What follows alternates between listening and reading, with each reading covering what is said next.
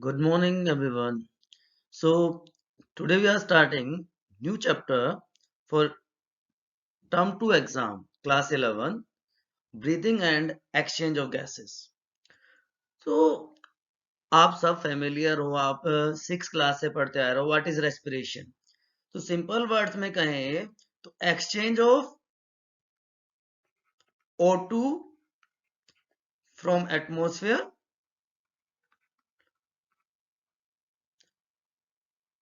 and expulsion of CO2 from the body, removal of CO2 from body.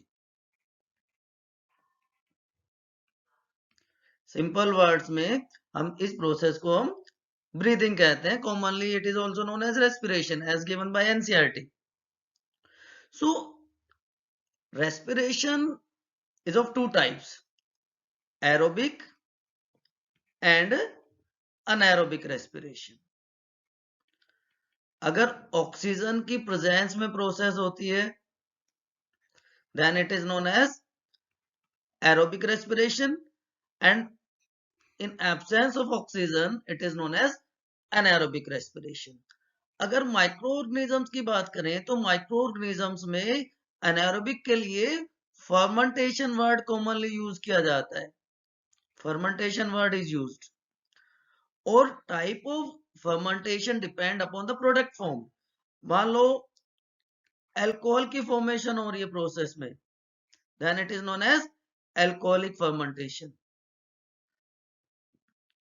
So aerobic in the presence of oxygen and anaerobic in absence of oxygen. और micro organisms में हम उसको fermentation कह देते हैं.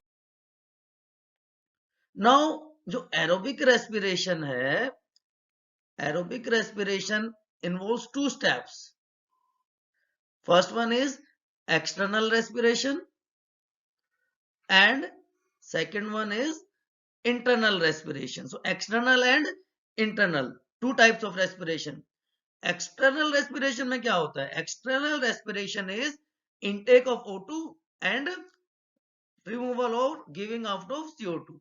O2 intake from the surrounding atmosphere and removal of CO2.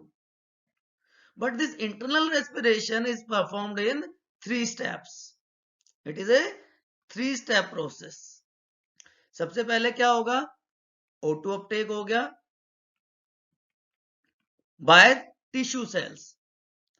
अभी हम surrounding से ले रहे थे. Now O2 uptake by tissue cells. Now in second step, oxidation of these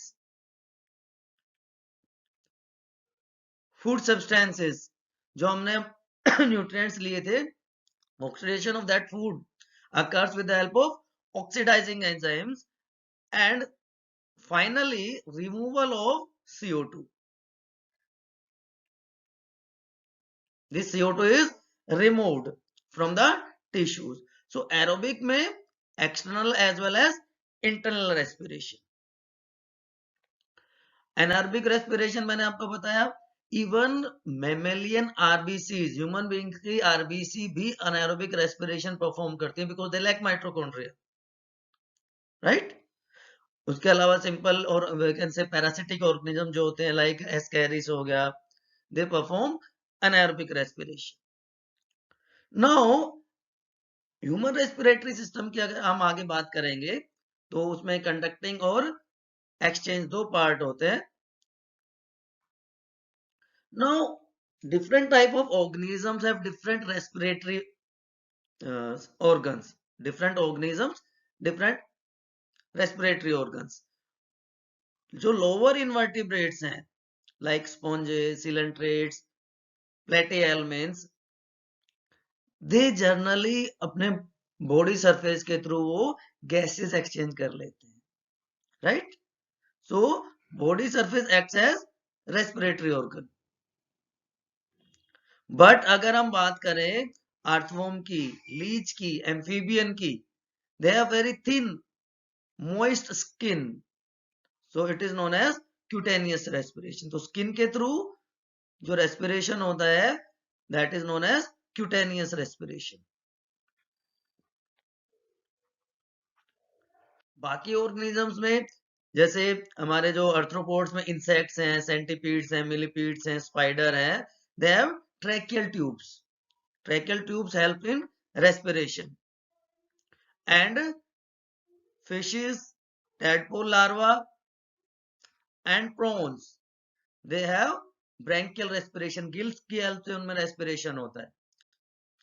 and finally अगर हम हायर ऑर्गेनिजम्स की बात करें, वर्टिब्रेट्स की बात करें, तो they use lungs for respiration. And जब रेस्पिरेशन लंग्स के थ्रू होगा, then it is known as pulmonary respiration. So as you can see, different organisms have different respiratory organs, starting from porifera to vertebrates. And as I was telling you, human respiratory system has two parts: air tract or respiratory tract we can say, and paired lungs. So respiratory tract in human being starts from, अब आपको ये सारी चीजें बहुत पहले से पढ़ते आ रहे हो, आपको पता होना चाहिए. रेस्पिरेटरी ट्रैक स्टार्ट कहां से होता है? एक्सटर्नल नोस्ट्रिल से. एक्सटर्नल नोस्ट्रिल से रेस्पिरेटरी ट्रैक स्टार्ट हो जाता है.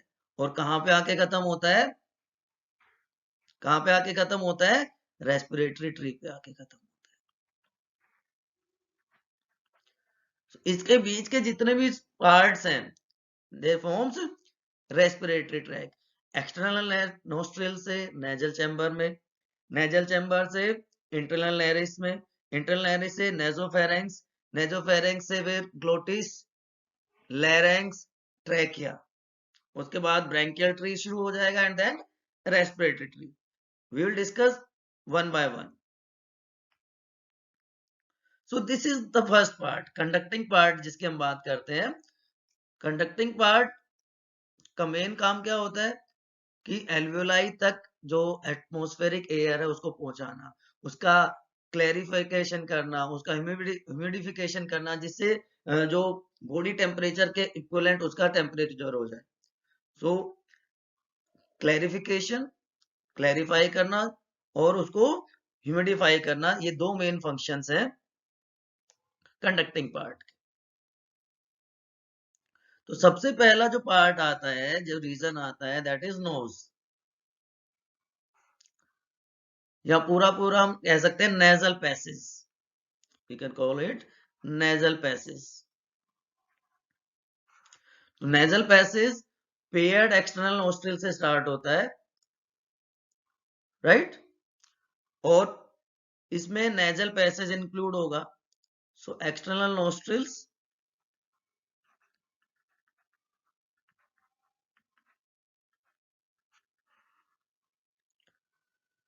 उसके बाद ये ओपन हो जाएंगे हमारे नेजल ट्रैक में.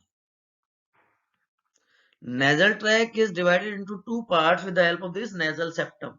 याद रखें आप लोग, नेजल सेप्टम इस नेजल ट्रैक को दो पार्ट में डिवाइड कर देता है. और जो नेजल ट्रैक है, नेजल पैसेज है, वो फंक्शनली तीन एरियाज में डिवाइडेड होता है, तीन पार्ट्स में डिवाइडेड होता है. सबसे पहला जो रीजन है that is called vestibular region. First one is vestibular region. इसमें स्किन आ जाएगी,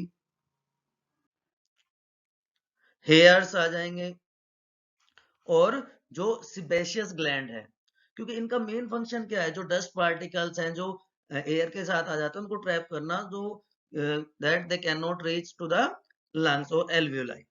सेकेंड पार्ट और second region is known as respiratory reason.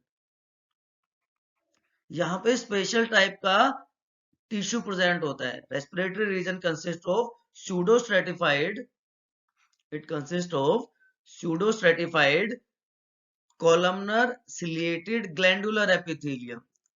It consists of pseudostratified columnar ciliated glandular epithelium. It is found in respiratory region. And third one is known as olfactory region. Third part of nasal passage is olfactory region. It have neurosensory epithelium. यहां पे क्या present है? Neurosensory epithelium.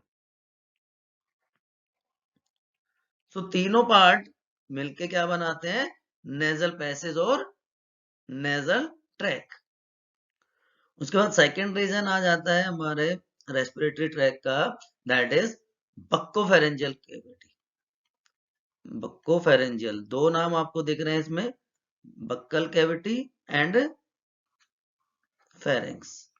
सो buccopharyngeal cavity, जो anterior part है, जो आगे का हिस्सा है, दैट इज बक्कल कैविटी, और जो पीछे का एरिया है दैट इज फेरेंजियल कैविटी। और दोनों के बीच में, बक्कल और नेजल कैविटी के बीच में ऊपर की साइड क्या प्रेजेंट होता है, पैलेट, एंटीरियर हार्ड पैलेट और पीछे पोस्टीरियरली सॉफ्ट पैलेट। आपने न्यूट्रिशन में ऑलरेडी पढ़ा हुआ है।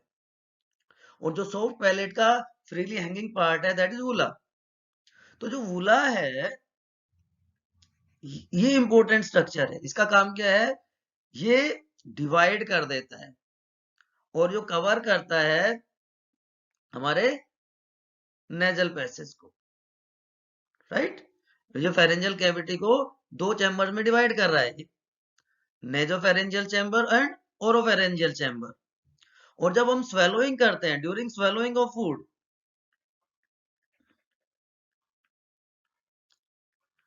स्वेलोइंग के टाइम पे क्या होगा,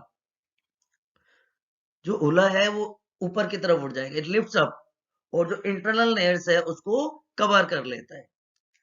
इंटरनल लेयर्स को कवर करने से क्या होगा, वो prevent the food to enter into the nasal passage. Swallowing हम कर रहे हैं, उला ऊपर की तरह लिफ्ट हो गया, उसने ब्लॉक कर दिया हमारे चैम्बर को, जिससे फूड एंटर नहीं कर सकता नेजल पैसेज में, ठीक है। और जो ओरोफेरेंजियल पार्ट है वहां पे दो स्लिट लाइक कवरिंग्स हैं, दो अपर्चर्स प्रेजेंट हैं, दो ओपनिंग्स प्रेजेंट आप कह सकते हो। एक को हम गुलेट कहते हैं जो कि इसोफेगस में ओपन हो गया, सो वो फूड का पैसेज वे हो गया। Gullet is the passage way for food. जो और दूसरी जो ओपनिंग है वो क्या हो जाएगी, glottis. This gullet open into oesophagus, और जो ग्लोटिस वाला पार्ट है वो कहां ओपन हो जाएगा, इनटू लैरिंक्स। और ये क्या करेगा, ये एयर को कैरी करेगा। So it is a respiratory passage. तो हम कह सकते हैं कि pharynx is the only part where sorry food and air passage mix together. Pharynx is the common passageway for food and air. उसके बाद जो थर्ड पार्ट आ जाता है हमारा, that is known as larynx. Larynx sound producing organ होता है, हमेशा याद रखें, साउंड प्रोड्यूसिंग ऑर्गन है लैरिंक्स। और इस लैरिंक्स में दो वोकल कॉर्ड्स होती है, true and false vocal cord. Two type of vocal cords are present here, true and false vocal cords. Vibration in these vocal cords produces sound. इनमें जो vibrations हैं वही साउंड प्रोडक्शन के लिए रेस्पॉन्सिबल है, हम याद रखें। तो अभी तक हम कहां पहुंच गए, we started from external larynx, nasal passage की हमने बात की, नेजल कैविटी जिसमें तीन पार्ट थे, नेजोफेरेंक्स, ग्लोटिस एंड लैरिंक्स। जो फ्लैप लाइक कवरिंग है जो फूड की एंट्री को रोकता है रेस्पिरेटरी ट्रैक में, वो ग्लोटिस हो गया। दूसरी तरफ क्या था, हमारा गुलेट था जो इसोफेगस में था, जो फूड पैसेज की ओपनिंग थी, right. Now from the larynx, अब लैरिंक्स में एक बहुत इंपॉर्टेंट, बहुत प्रोमिनेंट स्ट्रक्चर प्रेजेंट होती है। यहाँ पे क्या प्रेजेंट होते हैं, कार्टिलेजेस प्रेजेंट होते हैं। यहाँ पे डिफरेंट टाइप के कार्टिलेजेस प्रेजेंट होंगे, तीन पेयर्ड कार्टिलेज होते हैं एंड थ्री अनपेयर्ड कार्टिलेजेस होते हैं। सो अगर नंबर की बात करें,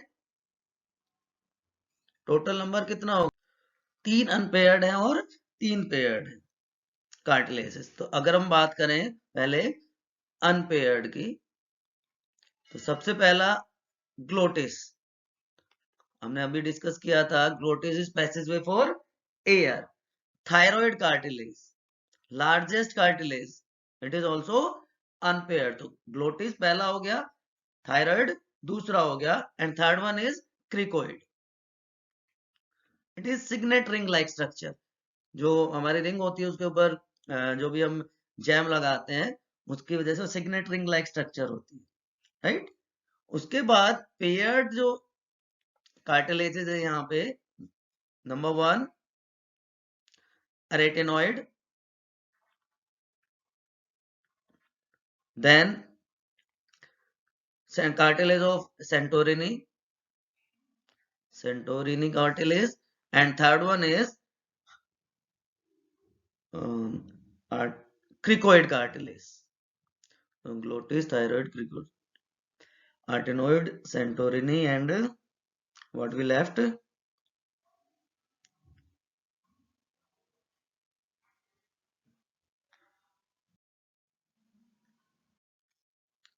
Yes, cuneiform.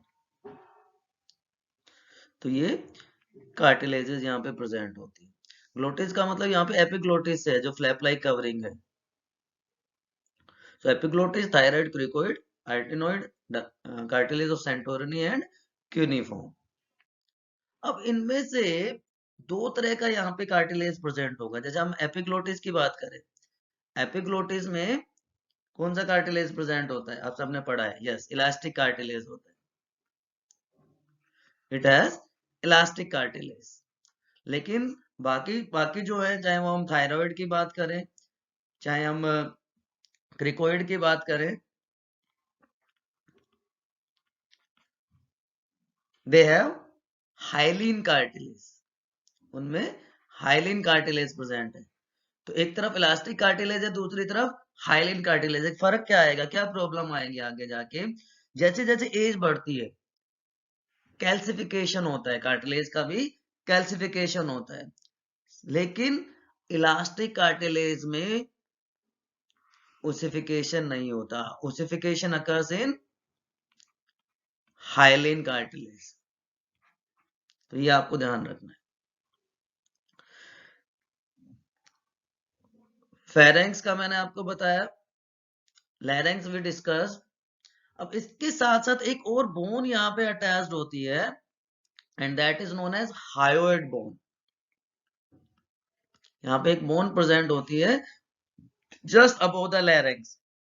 But embryological origin के हिसाब से देखें तो embryologically it is considered as bone of school.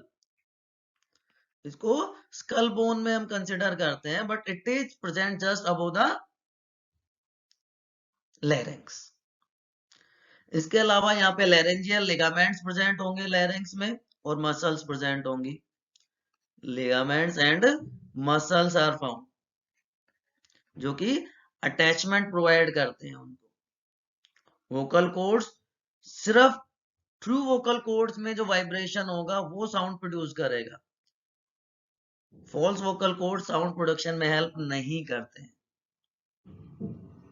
उसके बाद नेक्स्ट पार्ट जो आता है हमारा, दैट इज ट्रैकिया. ट्रैकिया को हम विंड पाइप भी कहते हैं. ट्रैकिया और विंड पाइप.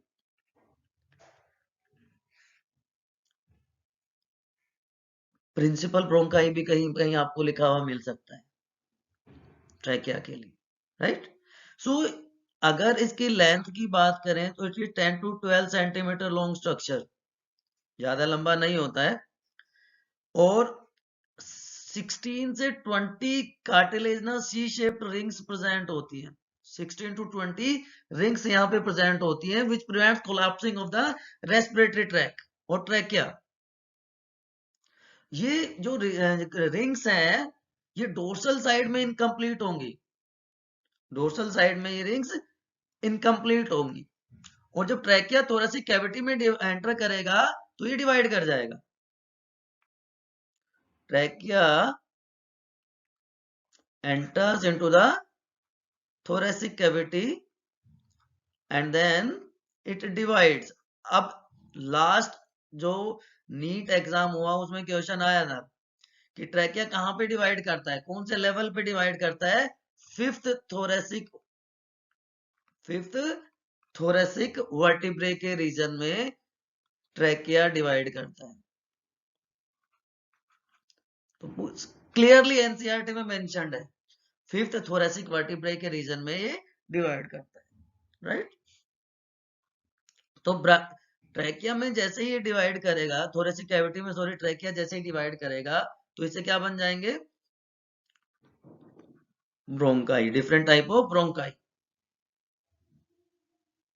तो प्राइमरी ब्रोंकाई से लेके आप ध्यान रखें, और जो टर्मिनल ब्रोंक्यूल है, अभी मैं आपको पूरा भी दिखाऊंगा कहां कहां पे क्या क्या होता है, ये सारा पार्ट मिलके क्या कहलाता है, this part is known as bronchial tree. ये सारी स्ट्रक्चर मिलके क्या कहलाएगी, ब्रैंकियल ट्री। क्या क्या है इसमें, प्राइमरी ब्रोंकाई है, इसमें सेकेंडरी ब्रोंकाई है, इसमें टर्शरी या सेगमेंटल ब्रोंकाई है। टर्शरी तो तीनों, primary secondary and tertiary bronchi. उसके बाद ब्रोंक्यूल्स, ब्रोंक्यूल्स भी आपको पता है 3 टाइप के होते हैं, पल्मनरी ब्रोंक्यूल, पल्मनरी के बाद respiratory bronchiole and terminal bronchiole. ये सारे मिलके ब्रैंकियल ट्री की फॉर्मेशन करते हैं। लेकिन अगर आपको याद हो तो हमने 2 चीजें डिस्कस करी थी स्टार्टिंग में, मैंने 2 वर्ड यूज किए थे, कंडक्टिंग जोन। कंडक्टिंग जोन कहां से कहां तक होता है, एक्सटर्नल लेयर से लेके ट्रैकिया तक, वो सारा क्या कहलाता है, कंडक्टिंग जोन। और जो मेन गैसेस एक्सचेंज होता है वो कहां होता है, रेस्पिरेटरी जोन में, that occurs in respiratory zone. तो रेस्पिरेटरी जोन कहां से कहां तक प्रेजेंट होगा, कंडक्टिंग जोन कहां खत्म होता है, ट्रैकिया पे नहीं खत्म होता है, इसीलिए मैं आपको चेक कर रहा था। ट्रैकिया के बाद ब्रैंकियल ट्री, तो ब्रैंकियल ट्री का लास्ट पार्ट क्या है, टर्मिनल ब्रोंक्यूल। तो कहां पे खत्म होगा, टर्मिनल ब्रोंक्यूल पे कंडक्टिंग जोन खत्म होता है, राइट। और टर्मिनल ब्रोंक्यूल के बाद रेस्पिरेटरी ब्रोंक्यूल से लेके और एल्वियोलाई तक, रेस्पिरेटरी ब्रोंक्यूल से लेके एल्वियोलाई तक का जो रीजन है, that is known as respiratory zone और exchange zone. It is actual site of gases exchange, right. तो यहीं पे डिफ्यूजन होगा O2 और CO2 का, मेन पार्ट यही है। तो ब्रैंकियल ट्री में कौन सी एयर प्रेजेंट होगी, डेड स्पेस वॉल्यूम। आगे हम जब टाइडल वॉल्यूम और कैपेसिटी डिस्कस करेंगे तब आएगा। तो branchial tree has dead space volume.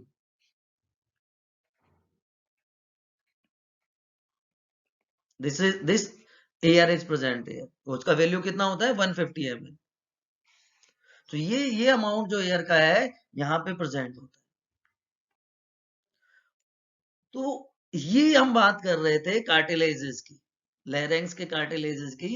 ये एक ब्रॉड लेवल डायग्राम है, cricoid, thyroid, epiglottis, cricoid cartilage, उसके बाद नीचे की तरफ ट्रैकिया स्टार्ट हो गया। And this bone actually it is present just above glottis, but it is considered as bone of skull. तो लैरिंक्स हमारा साउंड प्रोड्यूसिंग ऑर्गन हो गया और ट्रैकिया हमारा विंड पाइप हो गया।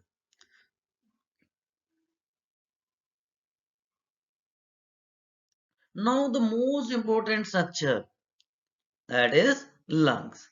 So आपको पता है lungs thoracic chamber में प्रेजेंट होते हैं, डायफ्राम उसको सपोर्ट करता है। पेयर्ड स्ट्रक्चर्स हैं, राइट एंड लेफ्ट। राइट जो लंग है इट इज 3 lobed और जो लेफ्ट लंग है वो 2 lobed है। आप यहाँ पे देख रहे हो राइट लंग में 3 lobes हैं और लेफ्ट लंग में 2 ही lobes हैं, राइट मेन, क्वाड्रेट और क्वाड्रेट लोब। दोनों जो लंग्स हैं right and left, they have 2 layered covering, 2 membrane covering, outer parietal pleura and inner visceral pleura. और दोनों लेयर्स के बीच में फ्लूइड भरा होता है, जिसको प्लूरल फ्लूइड कहेंगे। अब ये क्या करेगा, ये फ्रिक्शन को रिड्यूस करने में हेल्प करता है। अदरवाइज दोनों की दोनों लेयर जो है वो एक दूसरे से फ्रिक्शन की वजह से डैमेज कर सकते हैं एक दूसरे को, तो ये फ्रिक्शन को रिड्यूस करने में हेल्प करता है। अब कई बार क्या होता है, amount of this fluid amount of this fluid increases due to bacterial infection. Bacterial infection की वजह से कई बार इस प्लूरल फ्लूइड का जो अमाउंट है, जो वॉल्यूम है, वो बढ़ जाता है। तो उसकी वजह से क्या होगा, we feel problem in breathing problem, और उस कंडीशन का नाम क्या होता है, dyspnoea, problem in breathing problem होती है। ठीक है, it is also known as pleural effusion disease. It is also known as pleural effusion disease. तो इसको भी आपको ध्यान रखना है, प्लूरल इफ्यूजन डिजीज क्या है। अब स्ट्रक्चर को थोड़ा डिटेल में हम देखते हैं। यहाँ पे आपको लोब्स ज्यादा क्लियरली दिख रही होंगी। तो राइट में 3 है और लेफ्ट में 2 लोब्स है। थोरेसिक चैम्बर में डायफ्राम सपोर्ट करता है, राइट में 3 लोब, लेफ्ट में 2 लोब, और double membrane covering outer parietal inner visceral pleura, दोनों के बीच में प्लूरल फ्लूइड विच रिड्यूसेस फ्रिक्शन। इंटरनल स्ट्रक्चर की बात करें, ये बहुत इंपॉर्टेंट लाइन है, आप जानते देखें, bronchi bronchiole plus alveoli equal to lungs, right. अब देखें आप यहां पे जो राइट और लेफ्ट लंग की हम बात कर रहे थे, right lung and left lung. Right lung का वेट 625 ग्राम्स होता है, जबकि लेफ्ट लंग इज तो स्लाइटली लेस इन वेट। क्यों? क्योंकि यहाँ पे कार्डियक नोच होती है टू अकोमोडेट हार्ट। कार्डियक नोच अकोमोडेट हार्ट, और ये वाला पोर्शन जहां पे वो सपोर्ट होता है, दैट इज डायफ्राम।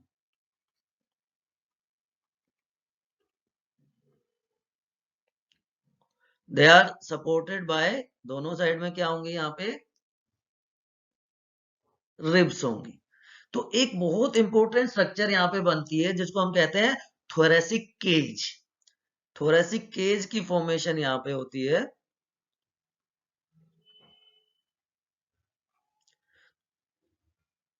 तो थोरेसिक केज में क्या क्या प्रेजेंट होगा, जो एंटीरियर साइड है, एंटीरियर साइड में नेक क्लेविकल बोन, नेक प्रेजेंट है यहाँ पे, क्लेविकल बोन प्रेजेंट है। एंटीरियर के जस्ट अपोजिट जाते हैं हम पोस्टीरियर साइड। पोस्टीरियर साइड में क्या प्रेजेंट होगा, यहाँ पे डायफ्राम, अभी मैंने आपको बताया। डोर्सल साइड में क्या प्रेजेंट होगा, डोर्सल साइड में वर्टेब्रल कॉलम और ribs and vertebral column. And dorsal के opposite ventral side, ventral side में क्या हो जाएगा, स्टर्नम। और इवन जो लेटरल साइड है वहां पे भी रिब्स उसको सपोर्ट करेंगे। सो ये सारी स्ट्रक्चर मिलके कॉम्पैक्ट बॉक्स बना देती है जो प्रोटेक्ट करता है हमारे लंग्स को, and that is known as thoracic cage. Thoracic cage बहुत इंपॉर्टेंट स्ट्रक्चर हो जाती है यहाँ पे। उसके बाद आता है कि कुछ ऐसी स्ट्रक्चर्स, मैं कुछ और चीजें आपको बता रहा हूँ, रेस्पिरेशन डिस्कस करने से पहले कुछ और स्ट्रक्चर बता देता हूँ। Alveoli structural and functional unit of lungs. Structural and functional unit of lungs are alveoli. Alveoli में दो तरह की सेल्स होती हैं, न्यूमेटोसाइट्स, न्यूमेटोसाइट 1 एंड 2। तो न्यूमेटोसाइट 2 जो है दे प्रोड्यूस लेसिथिन, एक केमिकल सिक्रेट करती हैं, lecithin is produce by pneumatocyte 2। It is a phospholipid, it is a phospholipid जो जो एल्विलाई की जो मेम्ब्रेन है उसको रेप्चरिंग को बचाता है, राइट। यहाँ पे छोटे छोटे पोर्स होते हैं एल्विलाई में, जो पोर्स होते हैं जो हेल्प करते हैं गैसियस एक्सचेंज में। जो वॉल्स हैं एल्विलाई की, they have pores, they are known as pore of Kohn, right. Phagocytic cell जो यहाँ पे है एल्विलाई में, they are known as dust cells. Diagram के अकॉर्डिंग ये चीजें नहीं है, बट आई एम टेलिंग सब few important points regarding alveoli. यहाँ पे फोस्फोलिपिड लेसिथिन प्रेजेंट होता है, न्यूमेटोसाइट 2 रिलीज करती हैं जो कि रप्चरिंग से बचाता है सेल के सरफेस को। फैगोसाइटिक सेल्स को डस्ट सेल कह रहे हैं, और यहाँ पे जो गैप्स है सरफेस पे मेम्ब्रेन पे पोर्स है उनको पोर ऑफ क्यून कहा जाता है। Mammalian lung is spongy. It do not have any central cavity. तो इसमें मसल्स में नहीं होती, तो सेल्फ कॉन्ट्रैक्शन और रिलैक्सेशन की एबिलिटी नहीं होती इसमें, राइट। लेकिन डायफ्राम में रेडियल मसल्स होती हैं, तो जो कॉन्ट्रैक्शन है डायफ्राम का वो हेल्प करता है इन दिस प्रोसेस जिसको हम ब्रीदिंग कहते हैं। फर्स्ट स्टेप जो है रेस्पिरेशन का, पल्मोनरी वेंटिलेशन, यहाँ पे डायफ्राम का पोजीशन चेंज होता है, उसको हम अब डिस्कस करने वाले हैं। तो स्टेप ऑफ रेस्पिरेशन सबसे पहला हो गया ब्रीथिंग, उसमें एक्सपायरेशन, इंस्पायरेशन, एक्सेलरेशन, इनहेलेशन हो जाएगा। Then external respiration, gases transport, internal respiration और cellular respiration. One by one will discuss. तो first step mechanism of breathing, that is inspiration. आप देख पा रहे हैं यहाँ पे इंस्पायरेशन एक्टिव प्रोसेस है, जबकि एक्सपायरेशन पैसिव प्रोसेस है। यहाँ पे डायफ्राम की में दो टाइप की मसल्स इंपॉर्टेंट हो जाती है। डायफ्राम में दो टाइप की मसल्स होती है, external intercostal muscles and internal intercostal muscles. EICM external intercostal muscles, IICM internal intercostal muscles. They causes contraction, they causes contraction। और जब कॉन्ट्रैक्शन होगा तो उसकी वजह से इंस्पायरेशन होगा, they help in inspiration. Internal intercostal muscle help in forced expiration, right? So what are the main changes, what are the prominent changes which occur during inspiration and expiration? आप देख पा रहे हैं यहाँ पे डायग्राम से आपको बहुत क्लियरली विजिबल हो जाएंगी चीजें। आप देखें इंस्पायरेशन में क्या प्रोमिनेंट चेंजेस है। सबसे पहले जो डायफ्राम है वो फ्लैट हो जाता है, डायफ्राम बिकम्स फ्लैट, जिसकी वजह से जो वर्टिब्रल कॉलम है उसका वॉल्यूम इंक्रीज हो जाता है। Due to contraction of diaphragm, due to flatness of diaphragm, volume of thoracic cavity हम कह सकते हैं इंक्रीज हो जाता है। तो जब वॉल्यूम बढ़ेगा तो जो प्रेशर है थोरेसिक कैविटी का वो डिक्रीज हो जाएगा। एक्सटर्नल इंटरकोस्टल मसल्स मैंने बताया था, कॉन्ट्रैक्शन होगा तो इंस्पायरेशन कॉज करेंगे। रिब्स मूव्स अपवर्ड, आप खुद फील कर सकते हैं, आप जब सांस लेते हैं तो क्या होता है, रिब्स मूव अपवर्ड और उसके साथ साथ स्टर्नम भी ऊपर की तरफ मूव करता है। सो थोरेसिक कैविटी का वॉल्यूम बढ़ गया, थोरेसिक प्रेशर डिक्रीज हो गया, तो लंग्स का एक्सपेंशन हो जाता है और जो इंट्रापल्मोनरी प्रेशर वो डिक्रीज करेगा। तो बाहर से जो ऑक्सीजन है जिसका PO2 हाई है वो अंदर की तरफ लो PO2 की तरफ मूव करेगी। इसको दूसरी तरह से देखते हैं, एक्सटर्नल इंटरकोस्टल मसल्स कॉन्ट्रैक्ट करती, डायफ्राम फ्लैट हो जाता है, वर्टिब्रल कॉलम का वॉल्यूम इंक्रीज करता है, रिब्स और स्टर्नम ऊपर की तरफ मूव करती है. सो फाइनली जो थोरेसिक प्रेशर है वो डिक्रीज करेगा, बट थोरेसिक कैविटी का वॉल्यूम इंक्रीज करता है. दो चीजें हैं, प्रेशर कम हो जाएगा, कैविटी का वॉल्यूम बढ़ जाएगा, तो लंग्स का एक्सपेंशन हो जाएगा, और उसकी वजह से एयर जो है बाहर से अंदर की तरफ आती है, ऑक्सीजन की एंट्री हो जाती है. सेम टाइम पे जो इंटरनल इंटरकोस्टल मसल्स हैं उनकी अल्सो एक्सपायरेशन होता है. याद रखें, इंस्पायरेशन एक्टिव प्रोसेस है, while expiration is passive process. It is a passive process. Just उल्टा हो जाएगा. अब जो डायफ्राम है वो डोन शेप्ड हो जाएगा, रिलैक्स करेगा, तो रिब्स जो है डाउनवर्ड, इंटरकोस्टल मसल्स डाउनवर्ड्स, थोड़ा से कैविटी का वॉल्यूम डिक्रीज हो गया क्योंकि डायफ्राम डोम शेप्ड हो गया, और पल्मोनरी वॉल्यूम डिक्रीज हो जाता है, तो प्रेशर ज्यादा हो जाता है, हाई प्रेशर क्रिएट हो जाता है, PCO2 राइजेस अप, जबकि आउटसाइड जो है PCO2 इज लो, तो हाई से लो की तरफ मूव करती है CO2. और फोर्सफुल एक्सपायरेशन में मैंने आपको बताया था इंटरनल इंटरकोस्टल मसल्स का कॉन्ट्रैक्शन होगा, जिसकी वजह से air is rushed out. So total mechanism की ये बात कर रहे हैं, expiration as well as inspiration. So in today's lecture 1, in this chapter we discussed different respiratory organs, types of respiration, parts of human respiratory system, and different steps, जो कि 5 step की पूरी प्रोसेस होती है रेस्पिरेशन की. उसका पहला step breathing, mechanism of breathing, expiration and inspiration we discuss. Then in next class we'll discuss different respiratory volumes and capacities. Okay, for any doubt you can write in comment section. Keep revising. Good luck.